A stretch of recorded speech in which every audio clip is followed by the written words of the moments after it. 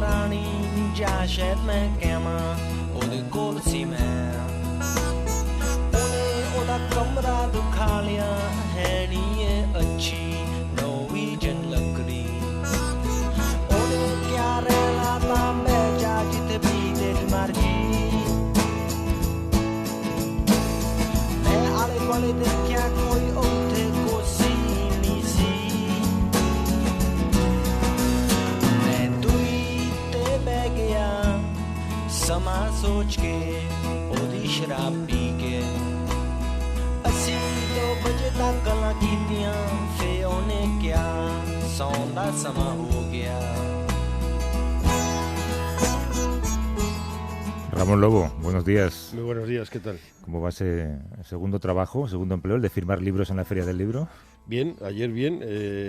Mi primera experiencia fue hace muchos años y fue lamentable, pues vinieron 5 amigos. Pero ayer bien, ayer fueron como 18, no sé si eran 14 firmas, bueno, libros vendidos, 18 firmas, solo 2 frikis.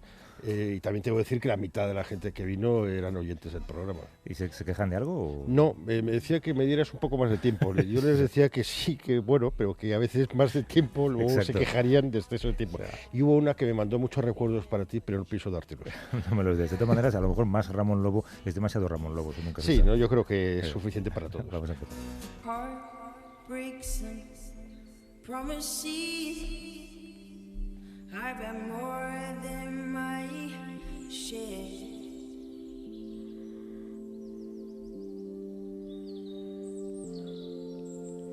I'm tired of giving my love and getting no. Vamos a hablar de un conflicto eterno. Garantizar la seguridad de Israel ha sido el argumento utilizado por el primer ministro de Israel, Benjamín Netanyahu, para nombrar a un nuevo ministro de Defensa. Es un nombramiento que ha hecho temblar a la izquierda israelí y a los palestinos. Explícanos, Ramón, ¿quién es Lieberman? ¿Qué significa su elección? Lieberman es un tipo muy conservador. Ha sido ministro de Exteriores 2 veces, muy criticado por la Unión Europea la primera vez.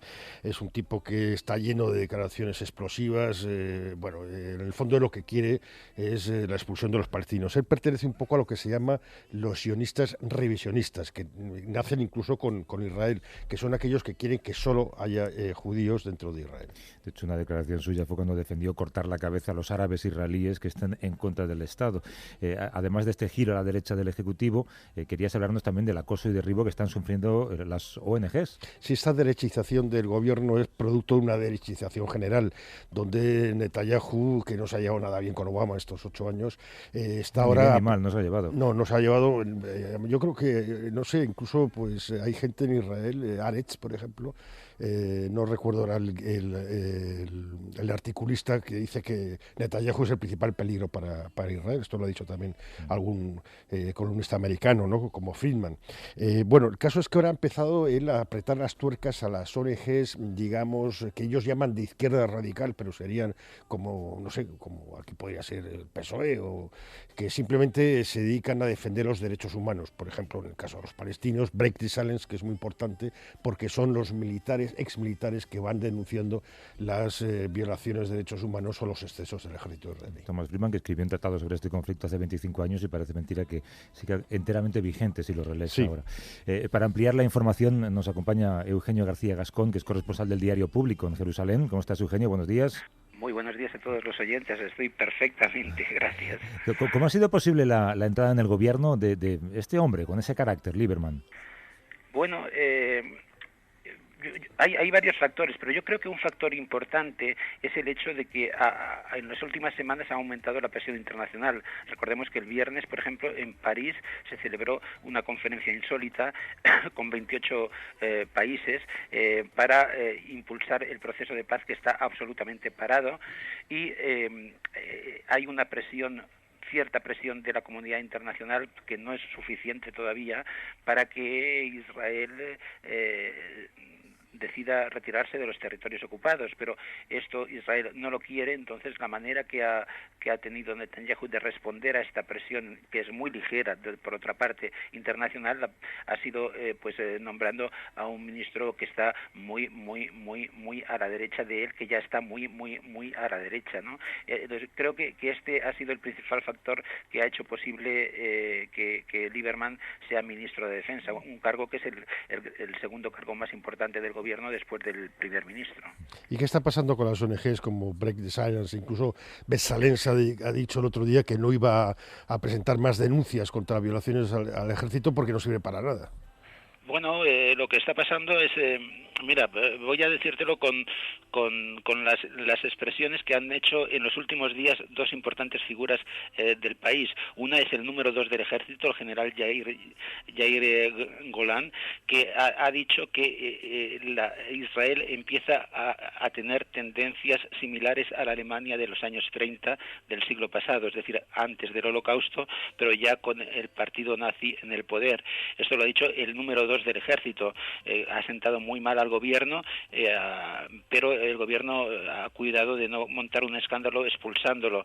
Y por otra parte, el ex primer ministro Ehud Barak, laborista, pero tampoco es que sea un hombre de izquierdas de ninguna manera, ha advertido que el país está observando en el país unas tendencias fascistas, especialmente en el gobierno. Entonces, estas acciones contra las ONGs que son de izquierda, que en realidad son cuatro gatos, porque son muy poca gente, pues pero molestan porque especialmente Breaking the Silence tiene un apoyo económico del extranjero, y esto molesta mucho en Israel, y de ahí que van persiguiendo a estas pocas ONGs que en realidad están a favor de la justicia y de la paz. El gobierno con Lieberman, que acaba de entrar y tal, no está a favor de la paz. Entonces lo que hacen es un acoso a estas ONGs, tanto en los tribunales como en declaraciones a los medios de comunicación. Y esa desviación hacia el extremismo del gobierno, ¿tú crees, Eugenio, que estará avalada por los votantes? Sin duda, el país es cada vez más de derechas, el conjunto, y esto yo lo atribuyo a varios factores, y uno de ellos que quisiera destacar es el hecho de la educación. La educación de los niños empieza desde muy pequeños, y es una educación muy radical, ¿no? Ya cuando son pequeños, a los 3 o 4 años, ya reciben la primera visita de un soldado israelí, y luego los medios de comunicación toda su vida, y la educación toda su vida va en esa línea. Entonces hay muy poca gente que sale crítica con la ocupación. Entonces yo no creo que esta tendencia vaya a revertirse si no hay un cambio profundo en la sociedad, y eso implicaría un cambio profundo en el gobierno que cambiara, por ejemplo, los métodos de enseñanza, pero con un ministro como el que hay, que es Naftali Bennett, que está en la misma línea que Lieberman, es muy difícil que esto ocurra. Por lo tanto, vamos a ver esta tendencia crecer seguramente en los próximos años. Eugenio García Gascón, corresponsal del Diario Público en Jerusalén. Gracias por el diálogo, Eugenio. Un abrazo. Muchas gracias a todos los oyentes. Hasta luego. Well, I looked over Jordan, and what did I see? Coming for to carry me home, a band of angels. 45,8 millones de esclavos es la cifra que, según datos recientes de la Fundación Walk Free, se estima puede haber en el mundo. Es una esclavitud que se manifiesta sobre todo en forma de matrimonios forzados, de trabajos forzosos, de explotación sexual, por supuesto. Ramón, se trata de un problema que, lejos de desaparecer, se incrementa en los últimos años. Sí, el analista que no recordaba es Gideon Levy, del tema anterior. Sí, es un tema que está creciendo cada vez más. Este informe es alarmante. Como dice, son 45,8 millones de personas en 167 países, pero sobre todo el 58% se concentra en la India, en China, en Pakistán, Bangladesh y Uzbekistán. 3 de estos países son países dedicados sobre todo a producir ropa para nosotros, claro. Y hay otros como China, que también está en la lista, que produce pues teléfonos de Cualquier estos, cosa. sí. Cualquier cosa, sí. Mucha esta esclavitud se produce allí para beneficio nuestro que estamos aquí. Para hablar de la esclavitud laboral en la industria textil nos acompaña Eva Kreisier, que es portavoz de la campaña Ropa Limpia de la ONG SETEM. ¿Cómo estás, Eva? Buenos días. Hola, buenos días. En abril de 2013, el derrumbe de una fábrica en Dhaka, en Bangladesh, dejó más de 1.000 muertos, cerca de 2.500 heridos, hablamos de aquello aquí, y mostró al mundo las condiciones infrahumanas de los que trabajaban, en las que trabajaban allí miles de personas. Estamos casi a 3 años de aquello. ¿Han mejorado las condiciones? Bueno, sí y no. Digamos que en materia de seguridad en las fábricas sí ha habido mejoras. Se puso en marcha un acuerdo que firmaron más de 200 empresas internacionales y gracias a aquello pues se han realizado inspecciones en 1.590 fábricas y algunas de las cuales de hecho han tenido que ser evacuadas por el alto riesgo en materia de seguridad que se detectó. En ese sentido sí ha habido un trabajo ingente por parte del equipo de inspección internacional. Lo que ocurre es que quitando este aspecto, otro tipo de condiciones laborales, como pueden ser los salarios, que inicialmente después de Rana Plaza se aumentaron de 32 euros a 53, lo cierto es que sigue siendo salarios de miseria, ¿no?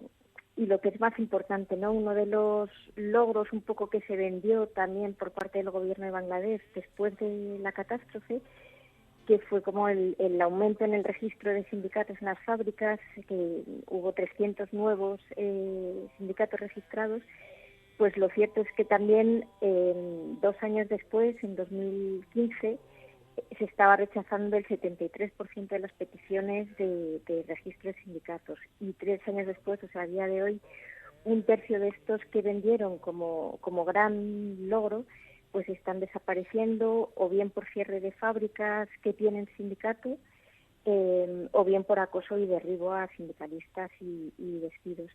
Entonces, digamos que bueno, que todavía queda mucho que hacer y eso también sin contar con que este acuerdo que se firmó después de Rana Plaza, digamos que abarca unas 1.600 fábricas, pero muchas también quedaron fuera del paraguas del acuerdo, ¿no? Porque no producen ahí las empresas firmantes, ¿no? Signatarias del acuerdo. O sea que todavía queda un largo recorrido. De las grandes empresas que firmaron hay alguna ausencia llamativa y después nosotros como consumidores, ¿cómo podemos contribuir o en qué nos tenemos que fijar para no contribuir a la esclavitud, sobre todo a la esclavitud infantil? Pues a la primera pregunta diría que sí que en 2013, cuando se firmó el acuerdo, fue bastante llamativo y bastante indignante también que empresas tan grandes, principalmente norteamericanas como Walmart o Gap, rechazasen firmar este acuerdo por el hecho de ser vinculante legalmente y porque se exige respuesta a las empresas que lo firman, y crearon un sucedáneo de acuerdo que es mucho menos ambicioso y que no es legalmente vinculante, ¿no? Entonces, en ese sentido, sí que es destacable pues las distintas actitudes que hubo, ¿no? De todos modos, hay que decir también, y hilvanándolo un poco con la segunda pregunta, que este acuerdo se firmó precisamente gracias a la presión que hubo tan fuerte, ¿no? Tanto mediática como de movilización social. Se recogieron más de 1 millón de firmas y eso fue gracias a consumidores, pero no ya consumidores, a ciudadanos comprometidos que empujaron para que se firmase este acuerdo, ¿no? Entonces, creemos que sí, que como ciudadanos y consumidores no debemos dejar claro que no aceptamos estas condiciones de explotación y también crear lazos de solidaridad, ¿no? Claro. Con las trabajadoras en las fábricas y los consumidores aquí, ¿no? Y hay muchas maneras de hacerlo, incluido cambiar los hábitos de consumo. Eva Kreisier es portavoz de la campaña Ropa Limpia de la ONG SETEM. Gracias, Eva. Un abrazo. Muchas gracias. Muchas gracias a vosotros. Hasta luego. Adiós.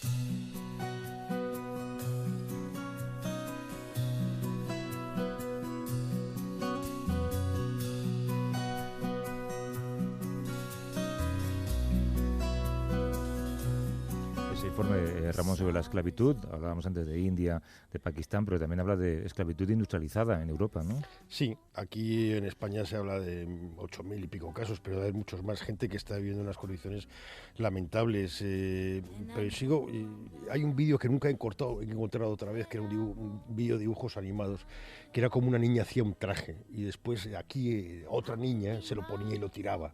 Es tomar conciencia que las cosas que nos ponemos detrás quizás hay un trabajo esclavo, claro. Y al menos, aparte de luchar contra ese trabajo esclavo, hay que respetar el trabajo de la otra persona. Y los hábitos de consumo, hay que mirar de dónde viene lo que compramos y cómo se ha fabricado. ¿Te vas a la Feria del Libro? Ahora voy a dar una vuelta con la bolivariana. Y la bolivariana es la bici. La bici que me compré el año pasado, que llevaba 8 meses en desuso, se la había hasta deshinchado las ruedas. Y luego a firmar.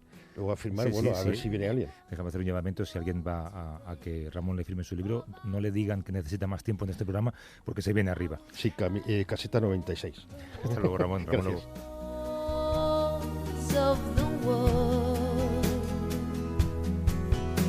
So that the sun won't fade away, the words I say to you, I love you.